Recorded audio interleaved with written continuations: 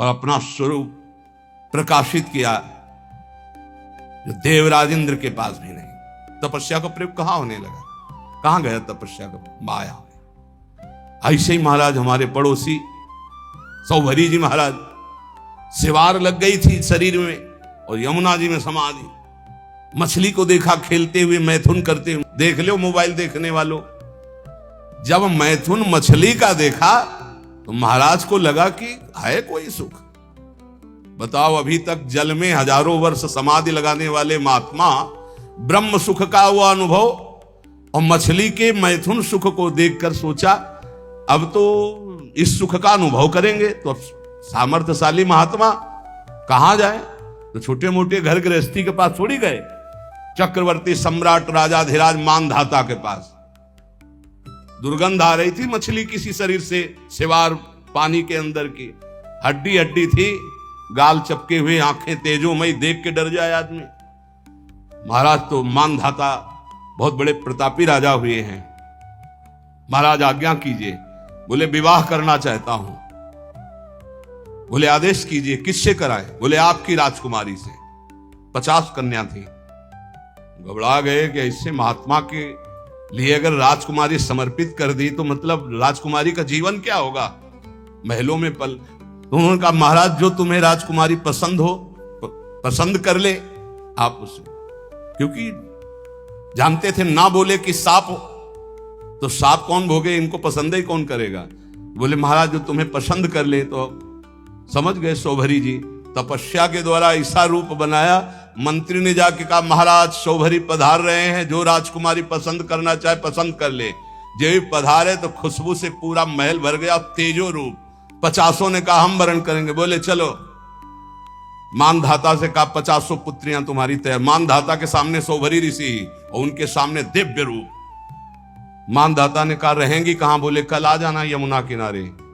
ऐसे अमरावती नगर से भी श्रेष्ठ पुरी की रचना की। सेवक, हाथी, घोड़ा, रत्न, वैभव सब। फिर 50 से 500 हो गए धीरे धीरे। तो जब बैठे थे वो अगल बगल छोरी छोरा खेल रहे थे, तब उनको ध्यान आया इन्हीं से बचने के लिए तो यमुना में समाधि लेते थे। तब उन्होंने एक श्लोक गायन किया, संगम त्यजेत मिथुन व्रतिनाम मुमुक्षु सर्वात्मना न विसजेत बहिरेन्द्रियाणि एकश्चरण रहश्चित्त मनंत से युंजीत तद व्रतिषु साधिषु चेत प्रसंगः। ऐ मोक्ष धर्मावलंबी साधु, कभी किसी जीव को मैथुन करते हुए मत देख लेना न, जिसे हमारी दुर्गति हुई तुम्हारी पक्की हो जाएगी। मोबाइल वाले, क्योंकि ऐसे थोड़े जल्दी सहसा दृष्टि नहीं जाएगी, पर मोबाइल में एकांत में चली जाएगी, सिटकिनी बंद।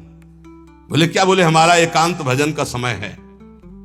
अब सर्च करके जो देख रहे हैं तो वो तुम्हारा सर्वनाश कर देगा। मछली की क्रीड़ा से मेरी ये दुर्गति हो गई। बोले तुम्हारी क्या होगी? इसलिए संगम त्यजेत मिथुनम व्रतिनाम मुमुक्षु, जो मैथुन धर्म से युक्त प्राणी, इनका संग त्याग दो, इनका दृश्य मत देखो, इनका संभाषण मत सुनो। सर्वात्मना न विसजेत बहिरेन्द्रियाणि, इंद्रियों को खुला छूट मत दे दो, अंतर्मुख रखो, एकस अकेले रहो। चित्त मनंत से, चित्त को ईश्वर में सदैव लगाओ। अकेले का मतलब आंतरिक वृत्ति से। गुफा में भी प्रपंची बहुत समाज में ही रहता है, और प्रपंच में रहता हुआ साधक भी अकेला रहता है। सदैव चित्त को अपने इष्ट में लगाते रहो, किसी का संग न करो, और संग करो तो किनका? तद व्रतेषु, जो भगवत व्रत धारण करने वाले साधु जन हैं, भक्त जन हैं, उनके बीच में रहो। ये बाढ़ है, इस बाढ़ के अंदर बच जाओगे। साधु समाज की बाढ़ में बहुत बचत होती है। अगर हम गिरने जा रहे हैं तो दूसरा हमें थाम लेगा। इसलिए कह रहे हैं उन्मत्तमेव कुरुते योषि दृष्ट्वैव दुष्ट मदिरेव। दृष्टि मिलाना बंद कर दो, दृष्टैव दुष्ट मदिरेव। बस गए, पाताल का रास्ता पक्का। 5 बाण है उसके, 5 संधान कर दे तो शंकर की समाधि भंग कर दी। तुम तो जीव हो, शिव की समाधि भंग कर दी। औरों की तो बात जाने दो, अपने स्वरूप में आ जाए काम ना। हाँ, तो जो ब्रह्म में देखत रहे, देखें चराचर नारीमय, जे ब्रह्म में देखत रहे। अबला बिलो कई पुरुषमय, पुरुष सब अबलामयम, दुई दंड भरी ब्रह्मांड भीतर काम कौतुकयम। कोई साधारण वीर है? देवाधिदेव महादेव की समाधि भंग कर दी। तब उन्होंने कहा कि त्रिभुवन में ऐसा कौन? तो देखा आम के पेड़ में छुपा बैठा, तीसरा नेत्र खोला, राख का ढेर हो गया। अब वो तो शिव हैं, तुम्हारे है तीसरा नेत्र? दुई है, तीसरा तो बंद है तो सबके तीसरा नेत्र ज्ञान नेत्र। ज्ञान से काम भस्म हो जाएगा। या प्रेम नेत्र खुले हृदय में, और या बुद्धि में ज्ञान चक्षु, वो गुरुदेव की कृपा से खुलते हैं। अज्ञान तिमिरांधस्य ज्ञानांजन शलाकया चक्षुरुन्मीलितम मेन तस्मै श्री गुरुवे नमः। ए भाई मान लो, ऐसे बात करो जब बात करना हो। ये बहुत ही सावधानी की प्रार्थना कर रहा हूं।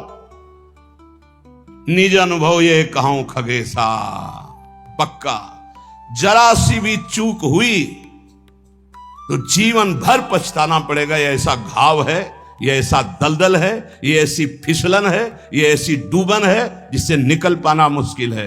मुस्कुराहट तो जिंदगी की खो जाएगी। जो आनंद की मुस्कुराहट के लिए निकले हो, नष्ट हो जाओगे। इसलिए इसे सौभाग्य मत समझना कि बड़े भाग मानुष तन पावा, वो मिल गया सौभाग्य। ऐसे सिखाता है मन। जिंदगी हो गई, सुख नहीं मिला, हे प्रभु तुम कहां हो? ये तो ढूंढते ढूंढते थक गया, लेकिन अब सुख मिला है। माया बहा ले जाएगी। आओ प्यारे, इधर आओ। कहां हमारे पाले में आओ? कहां निकले जा रहे हो हरि की तरफ? इधर आओ। अम्मा अब तो हरि की तरफ जाने दो। अच्छा तो जाओ। अम्मा जननी सम जानहि पर नारी। जाओ जाओ जाओ। अम्मा तो बच गए, होगा अम्मा के सिवा और कुछ देखा तो मारे जाओगे। सब में मात्र भाव, जैसे अपनी सगी अम्मा को ऐसे देखो चरणों की तरफ। अतिवन सती रसज्ञा हा वृंदारण्य किन्नु में भविता। वृंदावन वास करना इसीलिए बहुत कठिन है। वृंदावन अब क्या उपाय हो सकता है जिसकी दृष्टि खराब हो गई है? संभल जाओ, सत्संग है, संभल जाओ। बहुत खतरनाक खेल है, इससे ज्यादा खतरनाक खेल नहीं। हाथ जोड़ के, मुस्कुरा के, प्रणाम करके प्रणाम करवा देंगी, ऐसी प्रबल माया है। हाथ जोड़ना पड़ेगा, घुटने टेकना पड़ेगा, रोना पड़ेगा, फिर भी क्षमा नहीं होगी। माया आती कैसे जानते हो? झुक के। और जाती कैसे? रौंद के। ये शब्द याद रखो। सौभाग्य मत मान लेना। बड़े भाग मानुष तन पावा, सुर दुर्लभ सदग्रंथन गावा। साधन धाम मोक्ष कर द्वारा, साधन धाम मोक्ष कर द्वारा। अति दुर्वारा इंद्रिय वैरिण आमर्दयन्ति सततम माम। बद्ध्वा बद्ध्वात्यार्ति दकारायाम हा हरे परित्राही। ये पीड़ा देने वाली दुष्ट इंद्रियां कारागार की तरह मुझे बंदी बनाना चाहती हैं। ऐसा ही है। सब कोई देख लो अपनी अपनी इंद्रियों को। ये दुर्दांत दुश्मन इंद्रियां निरंतर पीड़ा देते हुए मुझे बंदी बनाना चाहती भोगों में। नहीं, हा हरे परित्राही त्राहि माम, ऐसे बचा जाता है। हे हरि मुझे बचा लो, मुझे इंद्रियां फंसा रही, मुझे फंसा रही। कंदर्प शविष विषखैर निरवधिमम दह्यमानस्य। शिकारी वीणा वादन करता है हरिण पहले बुलाने को। इतना मधुर वीणा वादन साधु बन के बजाता है। हिरण बेचारे नजदीक आ जाते हैं, पास में ही धनुष बाण मारा खींच के, वही ढेर हो गया। कंदर्प शविष विषखैर, ये शरीर है वीणा का, कामदेव की। वीणा वादन का शरीर का आकर्षण करके, और निरवधिमम दह्यमानस्य विषखैर, काम बाण का संधान किया, ढेर कर दिया। बड़े बड़ों को इतिहास साक्षी है। इसलिए पहले वीणा वादन से ही बचे। शरीर आकर्षण होने लगे तो त्राहिमाम, भागो भागो।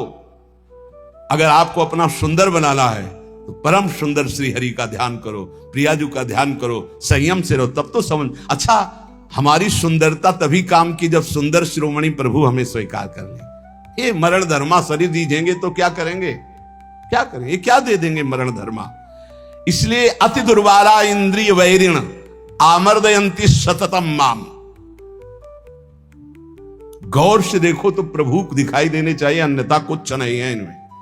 कौन सा सुंदर रूप है, कहां सुंदरता है, कहां सुंदरता रह गई है।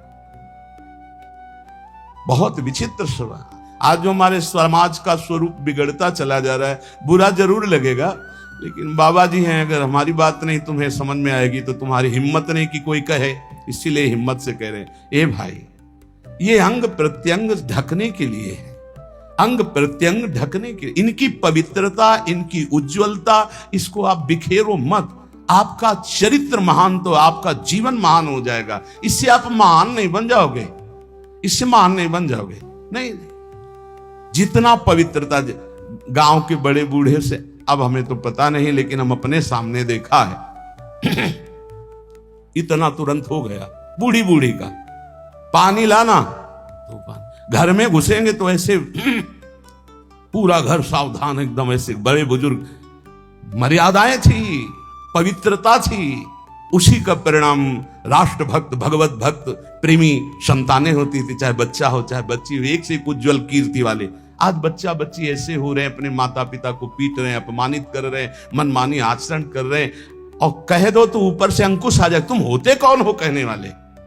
कौन होते हो कहने वाले? कोई किसी को कह नहीं सकता। नहीं, हम इसलिए कह सकते हैं कि हम शास्त्र, संत, गुरुजन, इनका अधिकार है समाज पर, और समाज का इनके ऊपर अधिकार है। अगर हम गलत हैं तो पूरा समाज विरोध कर सकते हो, अगर तुम गलत हो तो हम पूरे समाज का विरोध कर सकते हैं। धर्म के मार्ग का उपदेश करने वाला धर्मेश, जो धर्म गुरु पर बैठा हुआ या उपदेश करता, अगर गलत है तो पूरा समाज उसका विरोध करने का अधिकार रखती है, और अगर वो समाज को सुधारने के लिए तो पूरे समाज का विरोध करने का अधिकार रखता है। ऐसा नहीं कि 10,000 एक पक्ष में हो गलत मार्ग में तो वो अकेला ब्रह्म ऋषि 10,000 का विरोध कर सकता है। धर्म शास्त्र ऐसा आदेश करता है। आप विचार करके देखो, भगवान श्री राम जी को आदेश हुआ, तापस वेश विशेष उदासी, 14 वर्ष राम वनवासी। भगवान नंगे पैर, सारी, कैसी मर्यादा से सिया जी को, जहां नाव पे चढ़ाना है तो सिय चढ़ाई चढ़े रघुराई। आगे जानकी जी, हर व्यवस्था, हर सोच, थोड़ी सी चूक जानकी जी की तरफ से लीला विस्तार के लिए लक्ष्मण जी को उपस्थित वचन दिला के गए थे कि एक क्षण के लिए जनक नंदिनी को अकेला मत छोड़ना, पर जानकी जी ने, जाओ, राम जी संकट में, उनका काल के भी महाकाल का संकट कौन, माता आप ऐसे वचन मत बोलो। तो उनका, आप मुझे समझ में आ रहा है भगवान कोई लीला करना, ऐसे रेखा खींची और कहा, मां इस रेखा को क्रॉस मत करना, इस रेखा को किसी की सामर्थ्य नहीं त्रिभुवन में कि क्रॉस करके आपको छू ले। लेकिन लक्ष्मण रेखा को पार हर समय। आप इन बातों पर ध्यान दीजिए। रामचरितमानस की कैसी पोशाक होनी चाहिए, कैसी व्यवस्था होनी चाहिए, कैसी चाल ढाल होनी चाहिए, हमारा जीवन कैसे मंगलमय हो सकता है। उस पवित्रता का ही प्रभाव था कि इतना त्रिभुवन को भयभीत कर देने वाला रावण जानकी जी के सामने नेत्र नहीं मिला सकता था, और अशोक वाटिका में जाके रखा, बार बार मनाता रहा, और जब उठाया था तो ऐसे नहीं उठाया था, सीता चरण बंदी सुख माना। हे जगत जननी, मैं जानता हूं यद्यपि मैं जो कृत्य कर रहा हूं अपने विनाश के लिए, अपने मंगल के लिए कर रहा हूं, पर मैं जानता हूं कि आप कौन हैं, इसलिए मेरा प्रणाम स्वीकार करें। और जब तक आप लंका नहीं पहुंचते तब तक हम असुरों का उद्धार होगा ही नहीं, इसलिए हम अपने उद्धार के लिए आपको ले जा रहे हैं। और ले जाकर के अशोक वाटिका में रखा था, ना कि जहां महल में और रानियां थी वहां भी रख सकता था, लेकिन नहीं, शुद्ध अशोक वाटिका में। और राक्षसियों का पहरा, और त्रिजटा जी को जानता था, वो कोई साधारण नहीं था। जिस समय खर और दूषण मारे गए, सूचना पहुंची खर दूषण मारे गए, अच्छा, खर दूषण मूषम बलवंता, मार सके को बिनु भगवंता, बिना भगवान के इनको कोई, भगवान आए तो भजन न होए तामस देहा।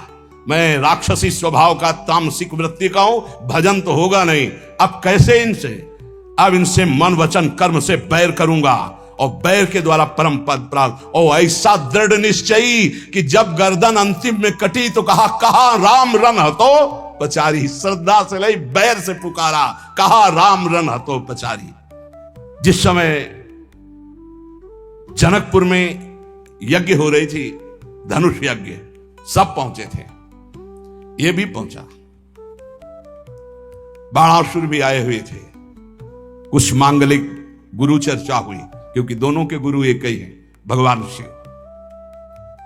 कहा आप भी तो धनुष उठाने आए? बोले नहीं, इस धनुष उठाने में कौन सी बात है? जब 20 बार कैलाश सहित भगवान शिव और पार्वती को उठा लिया तो उनका ये धनुष है। मैं धनुष उठाने नहीं आया, मैं धनुष उठाने वाले को निमंत्रण देने आया हूं। बोले कौन है यहां धनुष उठाने वाला? बोले पहले भगवान श्री राम जब विश्वामित्र जी के साथ पधारे तो रावण ने दृष्टि मिलाई और कहा ये नेह निमंत्रण नहीं दे रहा हूं, ये बैर निमंत्रण दे रहा हूं। ये धनुष आप ही भंग करेंगे, सीता जी आपको ही मिलेंगे, लेकिन मैं सीता का अपहरण करूंगा और तुम्हें रुलाऊंगा, और तुमको ये जो टांगे हुए और सारंग धनुष, इसी से निकले हुए बाणों से संपूर्ण लंका का उद्धार करना होगा। मैं यही कहने आया हूं। भगवान श्री राम से मानो इशारे में बात की और आरती की अजगौ की, और जनक से कहा इसका भंजन तो दूर रहा, इसको उठाऊंगा भी नहीं, ये मेरे गुरु का धनुष है। प्रणाम करके परिक्रमा करके दोनों चले गए थे।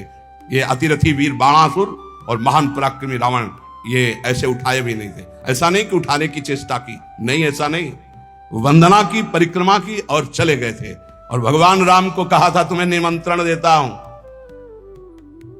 आकर पूरी लंका का उद्धार आपको करना है, इसलिए सीता जी से ब्याह तो आप करो और वास मेरे यहां करेंगे, क्योंकि इन्हीं के चरणों के प्रताप से ऐसी अपावन लंका पावन होगी। उन्मत्त में वो कुरते योषित दृष्टि दुष्ट मधेरे, जो हमारा शास्त्र कहता है उसको ध्यान दो। कभी किसी भी माता बहन से बात करनी हो तो चरणों में देखे। देखो भगवान तो सर्वत्र विराजमान है। जिस समय भगवान ब्रह्मा जी ने सृष्टि रचना प्रारंभ की तो सनक सनंदन सनातन सनत कुमार प्रकट हुए, उनसे कहा सृष्टि रचो, बोले शब्द ही नहीं, ये शब्द ही नहीं, हमारी सृष्टि में ही नहीं, हमारे चिंतन में ही नहीं। और समय समाधिस्थ हरिशरणम, फिर और ऋषि प्रकट किए, सब अपने स्वरूप में स्थित। तब फिर अपने शरीर के दो भाग किए, एक में महाराज मनु और एक में शतरूपा। फिर ये परस्पर ऐसा आकर्षण प्रकट हुआ जिससे सृष्टि वर्धन, नहीं सब ब्रह्म स्वरूप, सब भजनानंदी, भजन में ही डूबने के लिए। तब ब्रह्मा जी ने अपने शरीर के दो भाग के, वामांग से शतरूपा और दाहिनी भाग से महाराज मनु, और यहां से फिर ये मैथुन सृष्टि प्रकट हुई। जिसे भगवत मार्ग में, चाहे वो गृहस्थ हो या विरक्त, गृहस्थ है जिससे पाणी ग्रहण मात्र किया उससे, विरक्त है तो संपूर्ण चराचर जगत में अपने इष्ट का भाव रखते हुए चलना है। नहीं तो अति दुर्वारा इंद्रिय वैरिण आमर्दयंती सततम माम।